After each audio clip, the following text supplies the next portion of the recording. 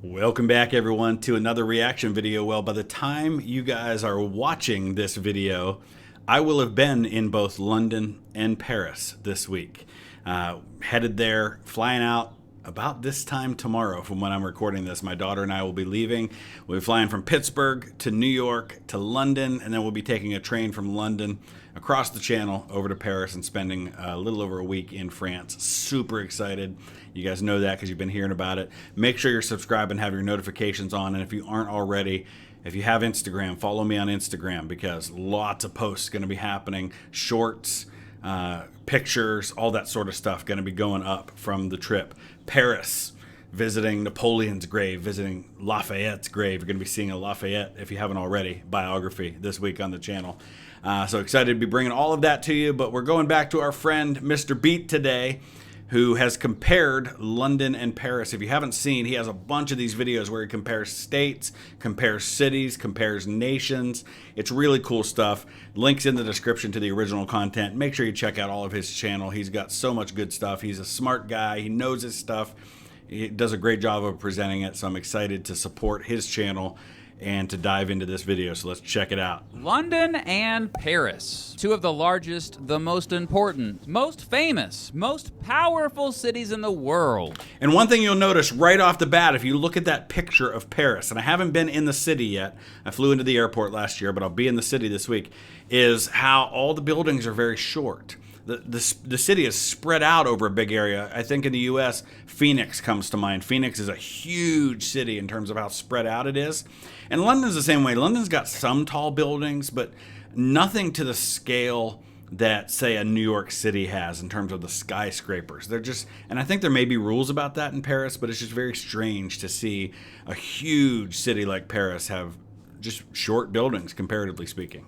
I mean, they both really are kind of a big deal. London is both the capital and largest city of England and the entire United Kingdom. Paris is both the capital and largest city of France. Both cities not only dominate the culture of their countries, but dominate the culture of the entire continent of Europe, or even the world, man. In terms of metropolitan areas, London is bigger. The London commuter belt has just over 14 million people, while the Paris metropolitan area has over 12.5 million people. So that would make both of them, comparatively speaking, I think bigger than New York City, which I think is somewhere around 8-10 million. I guess it depends on how you count.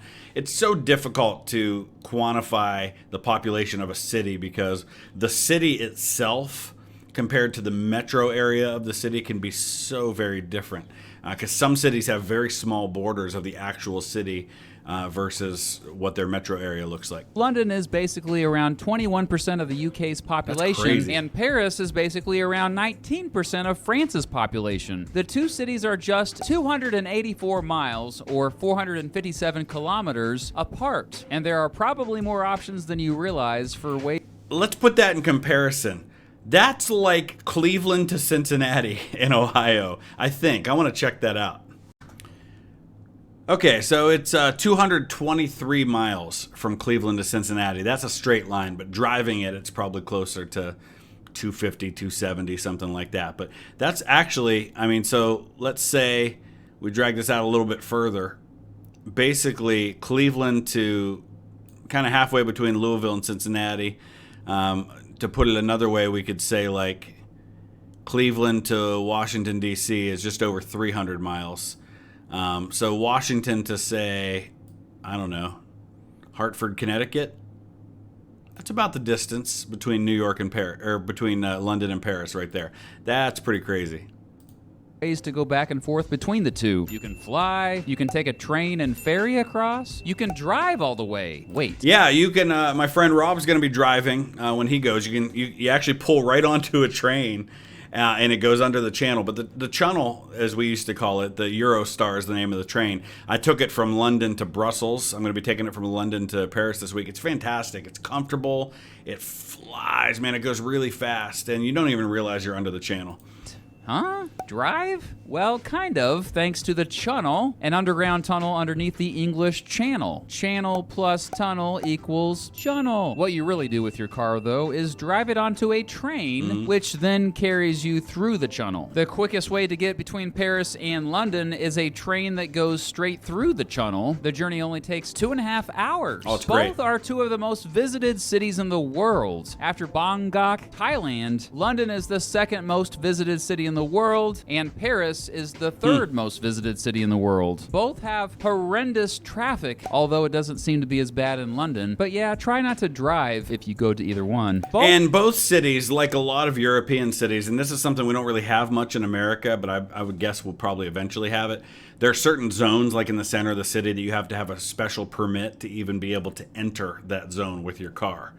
Both are two of the most expensive cities in the world to live in. However, the cost of living is lower in London compared to Paris. And yeah, both are among the wealthiest cities in the world. In terms of GDP, London is ranked 5th and Paris is 6th. Both are financial capitals of the world, although London is, more, yeah. The main industries of both are the service industries, especially the professional services in London and commerce in Paris. Both have lots of universities, but London arguably has the highest concentration of prestigious universities in the world. Both have a bike sharing system. Both have hosted the Olympics. Paris twice and London thrice. And you know, a lot of places are starting to get the bike sharing system. I was in Cleveland yesterday for my cousin's birthday, and they had bikes there that you could do that with, and we all took electric scooters. It was a ton of fun. We were going down the road in Cleveland like 12 miles an hour on these scooters.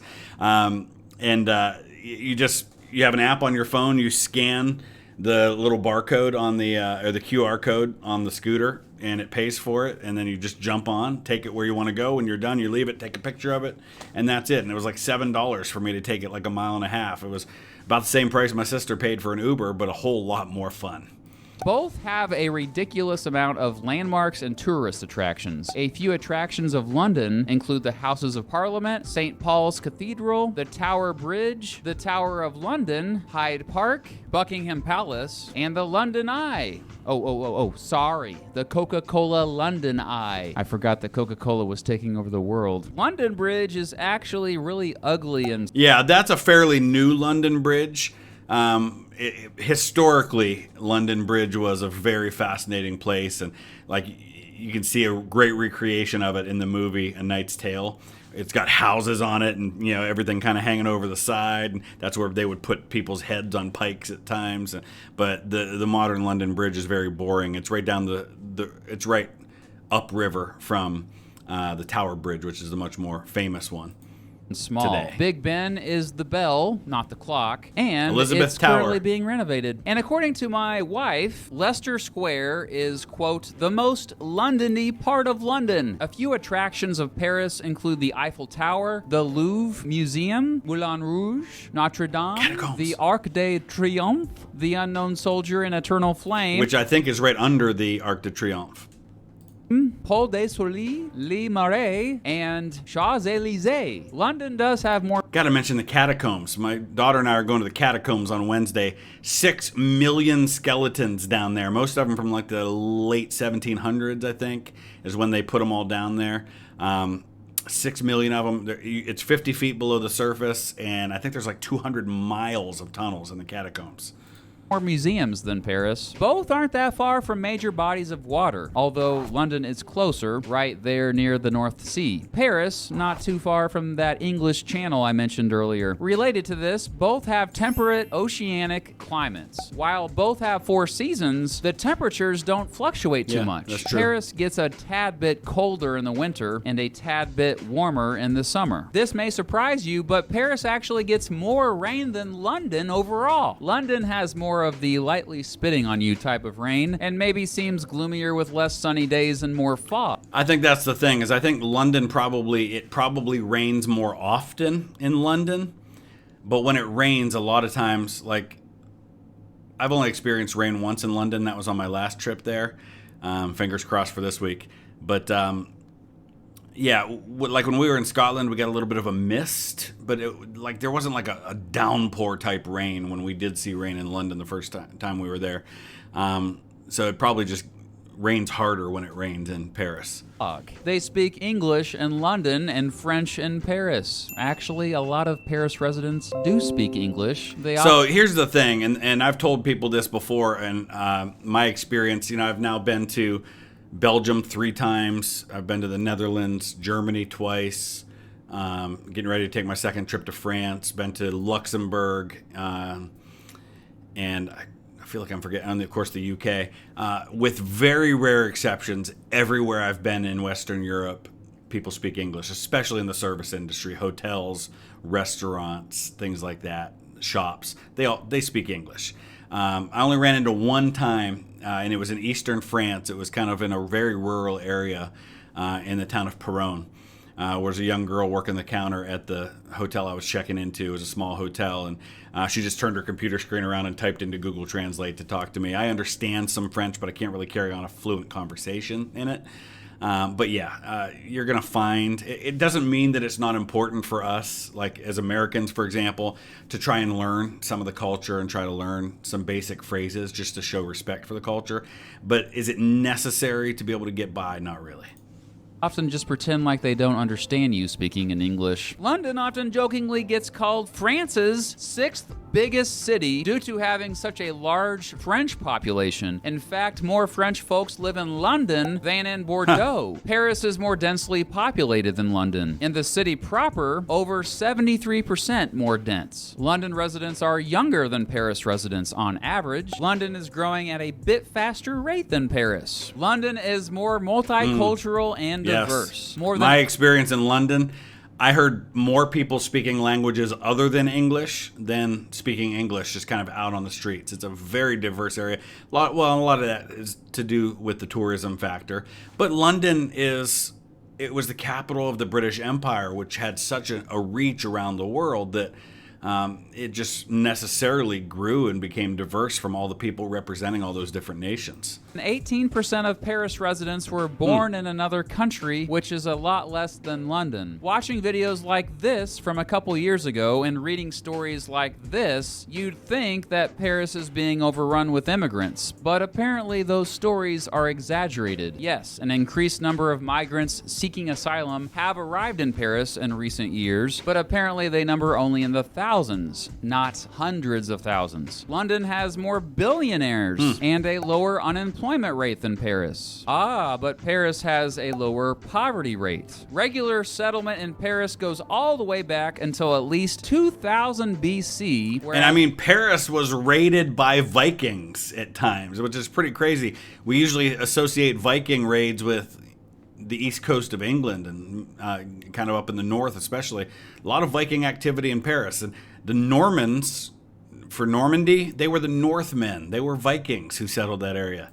The London area appears to be first settled around 500 years after that. Both used to be part of the Roman Empire. Paris is older than London. A Gallic tribe known as the Parisii established what would later be called Paris around 250 BC, while the Romans established London in 50 AD. By the Middle Ages, Paris had become the most important commercial center in France, and London had become the most important commercial center in England. However, Paris rose more quickly. In the early 1300s, Paris was twice as big as London. The Black Death, which spread throughout Europe later that century, killed about a third of London's population and a fourth of Paris's population. During the 100 Years' War, the English took over and occupied Paris for 16 years. Paris remained more of a Catholic stronghold in the 50s. And that's why, for a long time afterwards, the kings of England claimed also in their title to be King of France, because I think it starts with Edward III. There was a strong claim by the King of England to the throne of France, and they didn't relinquish that for a long time afterward.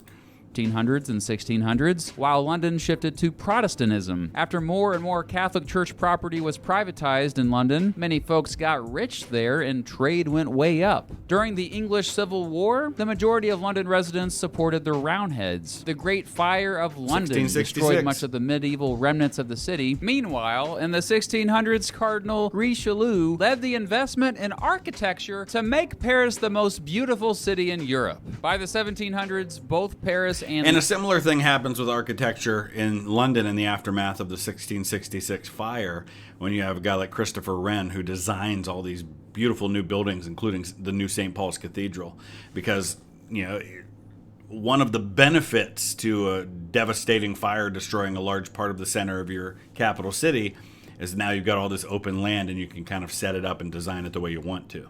London were the places where the great philosophers and scientists of what became known as the Age of Enlightenment hung out. Paris was arguably where the Enlightenment began, which later gave it the nickname the, quote, City of Light. I didn't realize that's where that came Paris from. was also the center of a lot of the violence and chaos that came out of the French Revolution. The Industrial Revolution began in Britain, so London had a head start compared to Paris in terms of the huge economic growth related to the rise of machines. And I believe that picture that he shows there, that goes back to, I don't think it was a World's Fair, but it was like an exposition that was put on by Prince Albert, who was the husband of Queen Victoria. It was this huge exposition and a chance for people to see all the latest technologies and things like that. And it's really kind of in the West Midlands, like around Birmingham and that area, where the Industrial Revolution really transforms that part of the world. And there's a part of the West Midlands where my family comes from that's known as the Black Country, because of all of the soot from all the factories that would kind of cover everything in black. And of course, short lifespans because of what they were inhaling all the time. But yeah, Industrial Revolution is huge in the UK in that late 1700s, early 1800s. Compared to Paris in terms of the huge economic growth related to the rise of machines. Workers came to London in huge numbers during the 1800s. From around 1831 to 1925, London was the largest city in the world, while Paris trailed behind. Although Napoleon III helped revitalize the city in the 1850s and 1860s, during that time, Paris residents lit the streets and monuments with tens of thousands of gas lamps, and that City of Light nickname now made even more sense. That's what I thought it came from. To the World Wars. Thanks to the French and British victory against the Germans in the Battle of the Marne, Paris was spared during Battle of the Marne's really a French thing. The British are fighting further up. I'm not saying there wouldn't have been any British involvement there. I doubt there was much, though. The British are fighting up here around Belgium. They're trying to hold things off. Mons, right there in Belgium, is where the first fight between the British and the Germans is going to happen. They had a very small presence at that point in the war, so it's pretty much the French carrying the Western Front. They win this incredible victory at the Battle of the Marne. I mean, you can see here there is a presence with the BEF right there, but it probably was not a very big one. Victory against the Germans in the Battle of the Marne, Paris was spared. During World War II, however, the Germans easily took over Paris and later bombed the crap out of London. The reason why Paris is relatively intact today and much of the older buildings in London are no longer around is because London's buildings were destroyed by bombs dropped by the German Air Force in the Battle of Britain. Paris didn't get those bombs. They just surrendered. Since World War II, both London and Paris have been much more peaceful and prosperous places. So that wasn't easy, summing up 2,000 years of history. Anyway, as far as religion, most of Paris and London is fairly secular. Yeah. In Paris, you drive your car on the right side of the road. In London, you drive on the left side of the road. Public transportation is much cheaper in Paris. But I think some people have the impression, at least here in America, that lots of places around the world drive on the left side of the road, but the vast majority of the world's population drives on the right side of the road. It's only a few countries that don't, the UK being one of those. that cheaper public transportation often comes with the constant smell of feces and urine, the random armed guards at train stations, and tone-deaf karaoke singers singing on the subways for money. Really? And public transportation better be cheaper in Paris, since it's... I gotta say, public transportation, my experience in Europe, especially in the UK, is phenomenal. Now, granted, the United States is so much bigger, so it's much harder to do that. But man, I've been to the UK twice now and traveled all over and did not need any rented cars or anything like that. So easy to use. So, Google Maps tells you exactly what platform to go to and everything. It's great. We'll see how it is in Paris when we're taking the trains there.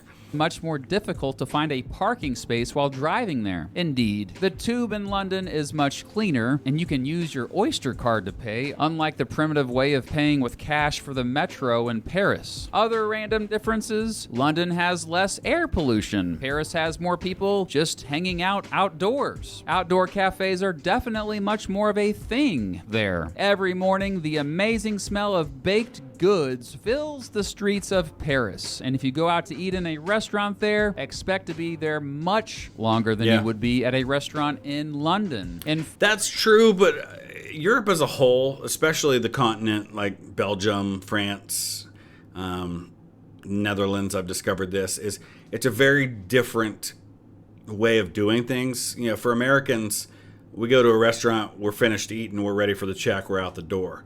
It's a much slower pace in my experience in Europe so far, and sometimes it can be a little frustrating as an American, like you're desperately like wanting your check so you can get out of there, and I think in France you say l'addition s'il vous plaît is how you ask for your check, but yeah, you just expect it to be a couple hours.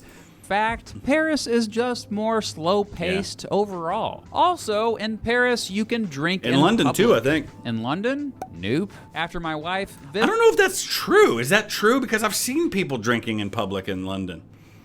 Okay, so there's no general prohibition on drinking in the street, but certain offenses relating to alcohol may be committed in public places. Yeah, because I've been in London and seen people with drinks on the street, and I never thought that was an issue. I thought that was just perfectly legal. But yeah, here in the States, totally can't do that.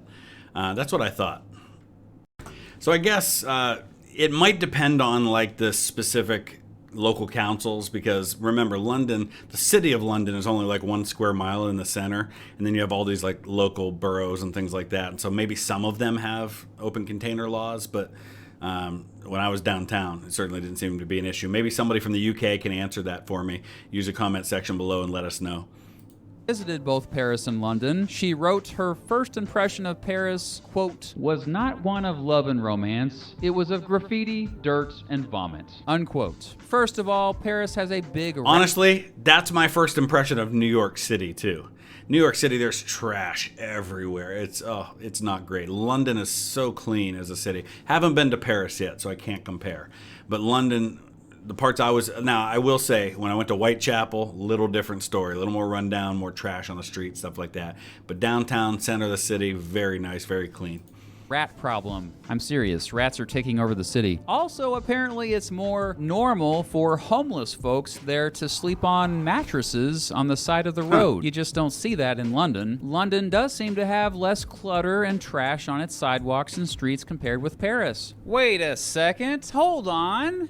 That's just an apocalyptic movie, not real life. There, that's better.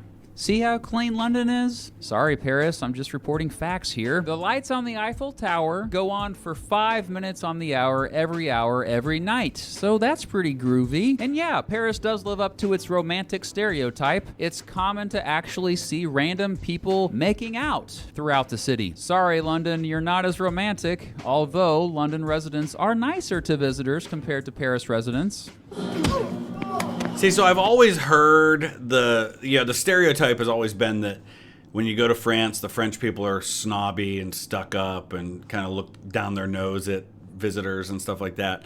I haven't been in the city of Paris yet, and I think maybe that's largely where that idea comes from. The places I've been, which are mostly Eastern France, incredibly friendly. People saying bonjour and waving as you pass them on the street. Wonderful people.